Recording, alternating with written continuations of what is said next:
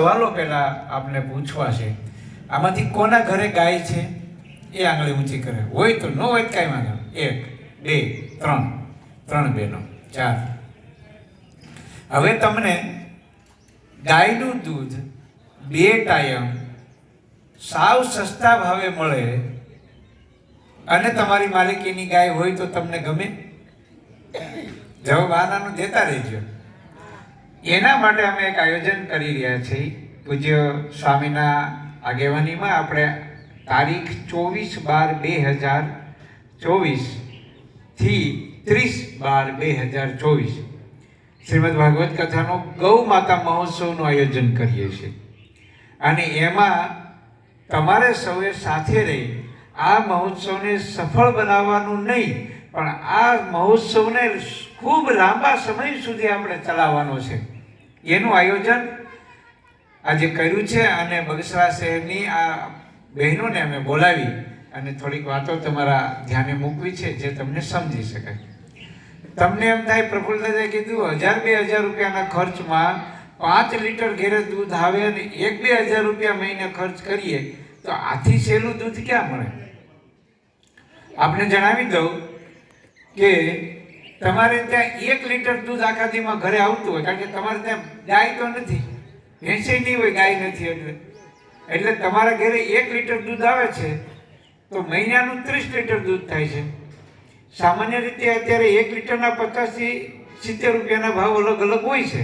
આપણે વચ્ચેથી 60 રૂપિયાનો ભાવ પકડીએ તો તમને 1800 રૂપિયાનું દૂધ તમારે ત્યાં આવે છે. 30 લીટર મહિનાનું, એને ગુણ્યા 60, 1800 રૂપિયા. તેમ છતાં મહેમાન આવે તો દહીં લેવા દોડીએ, છાશ લેવા દોડીએ, વધારે દૂધ લઈએ તો મહિને સેજે 2500 થી 3000 રૂપિયાનું ઘેરે ઘી દૂધ આવે છે અને છાશ. ઘી તો હજી બાકી રહ્યું એમાં. પણ તમારા ઘરે સવારે 2 લીટર દૂધ આવે, સાંજે 2 લીટર દૂધ આવે તો હું એવું માનું છું કે તમારે ઘી પણ ન લેવું પડે. આજે શુદ્ધ ગીર ગાયના દૂધના ભાવ તમને ખબર છે? મારે રાજકોટમાં ઓર્ગેનિક મોલ છે, અમે 2000 રૂપિયા કિલો વેચીએ છીએ. કેટલા રૂપિયા? ઘીની વાત કરું છું. દૂધના ભાવ શું છે અમારા ખબર? ત્યાં 90 રૂપિયા. પનીર તમારા કોઈના ઘરે આવે છે ખાવા? ક્યારે લ્યો છો? એ બજારમાં જે પનીર આવે છે એ પનીર તો કચરો છે. અમે ગાયના દૂધનું પનીર બનાવીએ છીએ ને 600 રૂપિયા કિલો વેચીએ છીએ. કેટલા રૂપિયા? આવું અણિશુદ્ધ જો તમારે આ બધું ખાવું હોય અને સરળ અને ઓછા ખર્ચે કરવું હોય તો આ એક ઉપાય અમારા હાથમાં આવ્યો છે. એમાં સ્વામી પૂજ્ય પ્રફુલ્લ દાદા, બગસરા શહેરના બધા વિવિધ સંસ્થાઓના આગેવાનો અને વિવિધ સંપ્રદાય, વિવિધ સમાજના આગેવાનો સાથે જોડાઈને આયોજન કરવું છે. તમને એમ થશે તો આમાં અમારી બહેનોની ક્યાં જરૂર પડી? તો હું આપને જણાવી દઉં કે તમારે ગાય લાગે મોટી ઉંમરની માતાઓ બહેનોની સંખ્યા મોટી છે. એટલે આપ તો એવા સમયમાંથી પસાર થયા છો. મારા બાને હું ઘણી વખત કહેતો, આમ તો હસવા માટેની વાત છે કે બા, તમારા સાસુ હતા એ કહેવાય આપણે જ્યારે રાજાશાહી હતા એ વખતના, એટલે ઝોમ એટલે તમારે એ દબાણ હતું.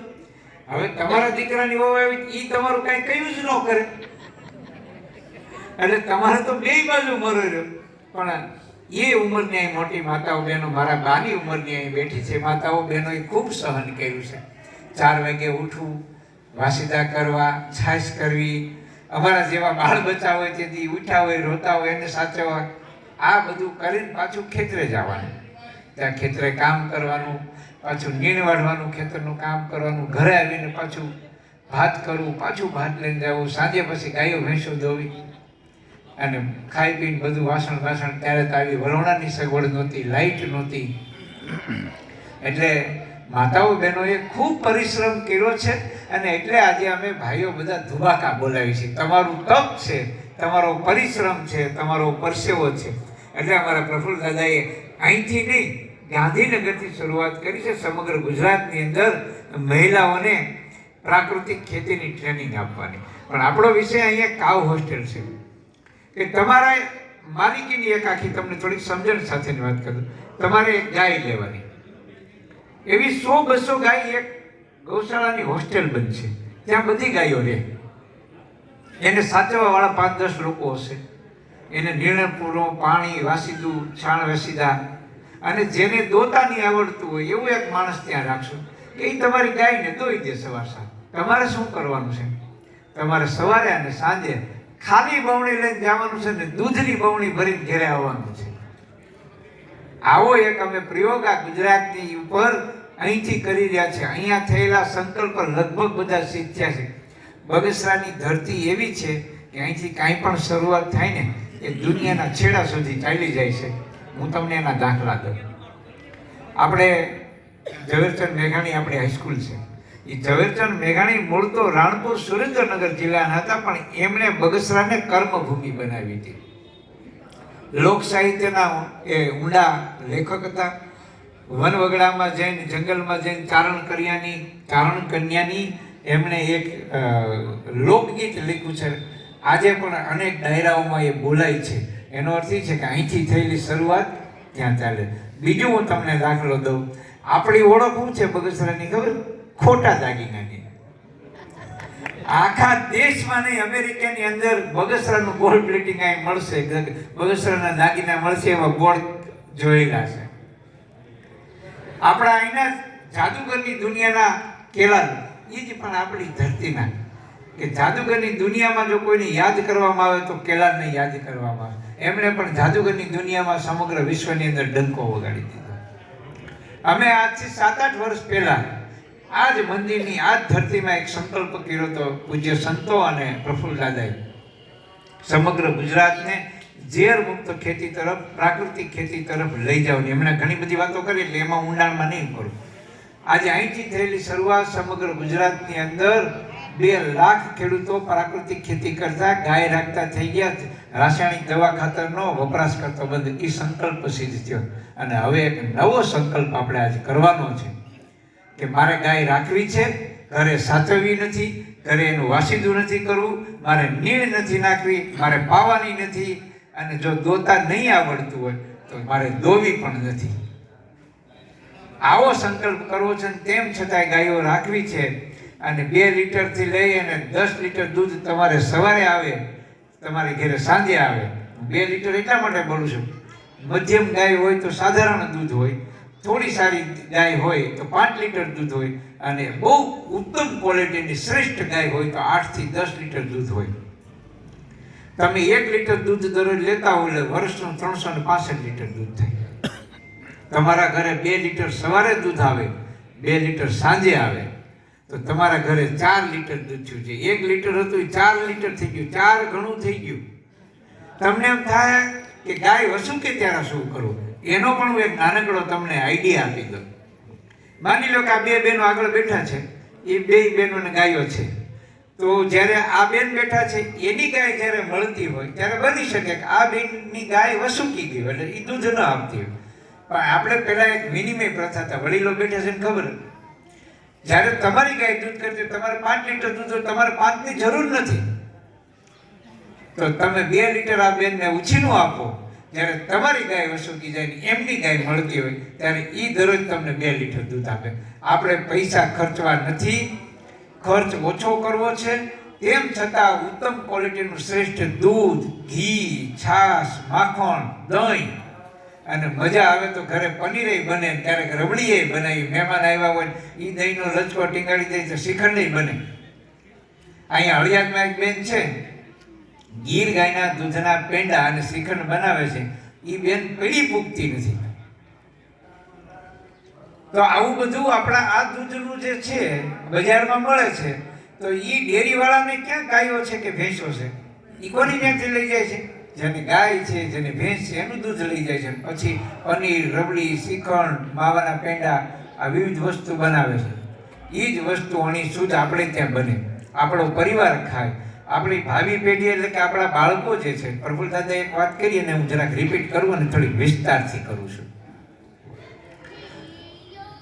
આ મોટી ઉંમરની માતાઓ બેનો બહેનો છે. અમે 5 ભાંડોળા છીએ, 2 ભાઈઓ અને 3 બહેનો. મારા ફાધરની 5 ભાઈઓ હતા, મારા દાદાની 4 ભાઈ અને 2 બહેનો એટલે 6 હતા. આ હું આંકડાકીય માહિતી એટલા માટે આપું છું. એમ તમે પણ 4 થી લઈને 8 સંતાનોએ આપણી માતાઓએ જન્મ આપેલા હતા. મારે બહુ વિવેક સાથે હું બોલું છું કે માતા 8 સંતાનોને જન્મ આપી શકતી હોય અને આજની આ યુવાન પેઢી એક સંતાનને જન્મ આપવા માટે એને મેડિકલની સારવાર લેવી પડે છે. આ બાબત બહુ ગંભીરતા સાથે હું બેન બોલું છું અને બહુ જ વિવેકપૂર્ણ સાથે હું બોલું છું કે આજનું યુવાન ધન, આપણું યુવાન કપલ જો એક સંતાનને જન્મ આપવા માટે અસક્ષમ, જે સક્ષમ નથી, મેડિકલની સારવાર લેવી પડે છે. એ જ એની ત્રીજી પેઢી, એના દાદા દાદીના 7 થી 8 સંતાનો હતા, એ જ વારસદારો છે. આપણે ત્યાં સંતાનનો જન્મ ન થાય, બહેનો બેઠી છે મોટી ઉંમરની એટલે ખૂબ ચિંતા થતી હોય. આપણે માનતાઓ કરતા હોય, દવાઓ દારૂ કરતા હોય, ભગવાનને પ્રાર્થના કરતા હોય કે ભાઈ મારા દીકરાની ઘેરે દીકરો કે દીકરી જન્મ, મારી દીકરીની ઘેરે સંતાન થાય. આ ચિંતા સામાન્ય નથી. હું તમને એમ કહું, કોઈને કેન્સર થાય, હું આજે ખરેખર કેન્સરનો કરીને આવ્યો, કેન્સર થાય એટલે માણસ મરી ગયા, ભૂલી જાઓ, મરવાનું મારે પણ છે. પણ મારે ત્યાં સંતાન ન હોય તો મારી પેઢી અટકી જાય ત્યાંથી. હું મરી જાઉં પણ મારો દીકરો, પછી એમનું સંતાન, તો મારી પેઢી જળવાઈ રહેશે. પણ માની લ્યો, મારા સંતાનને ઘેર સંતાન ન જન્મે તો એ મારી આ દુનિયા ઉપરની છેલ્લી પેઢી છે. તમે બરાબર મારી વાતને મગજમાં લેજો. કેન્સર થાય માણસ મરી જાય, નથી કેન્સર થવાનું એ પણ માણસ મરી જવાના છે. મરી ગયા એટલે એનો વંશ વેલો અટકો નથી, પણ જન્મ નહીં થાય બાળકનો તમારી ભાવિ પેઢીમાં, ત્યાંથી તમારી છેલ્લી પેઢી. આ બહુ જ ગંભીરતાપૂર્વક હું વાત કરી રહ્યો છું. એના બદલે આપણા ઘરે ગાયના ઘી, દૂધ, ગોબર વપરાશ થાય, એમને ભરપૂર 2 લીટર દૂધ સાંજે હવાર આવે ને એટલે તમારા ઘરે ઘી લેવા ન ક્યાંય જવું પડે, એનું ઘી પણ થાય. કારણ કે 2 લીટર દૂધ તમે મેળવી દો, 2 દિન ભેગું કરીને છાશ કરો એટલે માખણ થાય ને એને ગરમ કરો, એ બધું તમને આવડે છે. આ મિશન સાથે શ્રીમદ ભાગવત કથાનું આયોજન કરીએ છીએ. તમારી ભૂમિકા એટલી રહેશે. મારી માતાઓ આપને પ્રાર્થના કરીને કહું છું કે તમારે આજે આપણી પાસે 15 દિવસનો સમય છે. બહેનો, આડોશ પાડોશમાં સગા સંબંધીઓ જે બહેનો છે, આપણા શહેરની જે બહેનો છે, એ બધી જ બહેનોને આ વાત તમારે પ્રચારક, તમે કાર્યકર્તા બની અને આ વાત અમારી પહોંચાડવાની છે. આ કાર્યક્રમ આપણી સપ્તાહ ભવ્ય થાય એને હું માનતો જ નથી. ભવ્ય તો થઈ જાય આપણે પૈસા ભેગા કરીએ એટલે, પણ એ થઈ ગયું. 7મા દિવસે પૂર્ણાહુતિ થઈ જાય અને 8મા દિવસે આપણે ક્યાંય ગયા હતા તો કે ક્યાંય નહોતા ગયા. કારણ કે કથા પૂર્ણ થઈ જાય એટલે ત્યાં વિષય પૂરો થઈ જાય, પડદો પડી જાય. પણ કથા પૂર્ણ થાય ત્યાંથી આપણે શરૂઆત કરવી છે અને એ શરૂઆત એ કરવી છે. બગસરા શહેરમાં રખડતી ભટકતો ગૌવંશ છે, એને પણ આપણે બગસરા શહેરને ગૌવંશ મુક્ત કરવું છે, એને પણ સાચવવાની વ્યવસ્થા કરવી છે. તમે લોકો ઘરે ગાય ન રાખી શકતા હોય, ઘણી બધી અગવડતા હોય, ગાય રાખતા હોય એટલે ખબર હોય. અમે ગાય રાખીએ છીએ. મારા પત્નીને સાંજે ગમે ત્યાંથી ઘરે આવવું પડે ગાય દોવા માટે. એટલે તમને એવા મારે બંધનમાં નથી લાવવા, પણ તમારી ગાય હોસ્ટેલમાં સચવાય. તમારે તો શું કરવાનું, ખાલી બવણી લઈને દૂધ જે થાય તમારે લઈને વિવાવાનું છે. આગે પડતો ખર્ચ ત્યાં વ્યવહારે આપવાનો. તમે દૂધની ડેરીવાળાને આપો છો, તમે ક્યાંથી દૂધ લ્યો એને આપો છો. એ વ્યવસ્થાને શુદ્ધ દૂધ તરીકે તમારી નજર સામે દોવાય, તમારી જ ગાયનું દોવાય અને તમારા બાળકો, તમારો પરિવાર એ દૂધ ઘી ખાઈ પીવે અને તંદુરસ્ત રહે, એના માટેનો આ પ્રયાસ છે. મારે છેલ્લો સવાલ આપને પૂછીને પછી મારી વાત પૂરી કરવી છે. વાતો તો ઘણી બધી કરવાની છે. દાદાને અહીંથી સાબરકાંઠા જવાનું છે. આ અમારી વાતમાં તમે સહમત થશો? હવે તમને આવી વ્યવસ્થા કરી દેવામાં આવે તો ગાય રાખશો કે ઘરે હજી ચર્ચા કરવી પડશે? કઈ વાંધો નથી, હજી તો આપણી પાસે સમય છે. હું આપણે આ બધું એટલા માટે પૂછી રહ્યો છે કે તમારે ઘરે પછી ચર્ચા કરી શકાય. 25,000 થી લઈને 50,000 ની તમારે ગાયનો એક વખત ખર્ચ કરવાનો છે. અરે ક્યાંકથી ગાયો મળી જાય, જો અમને ક્યાંક ગૌશાળામાંથી સારી હશે તો એમને મેં કહેશું કે અમને કંઈક ટોકનથી આપી દો.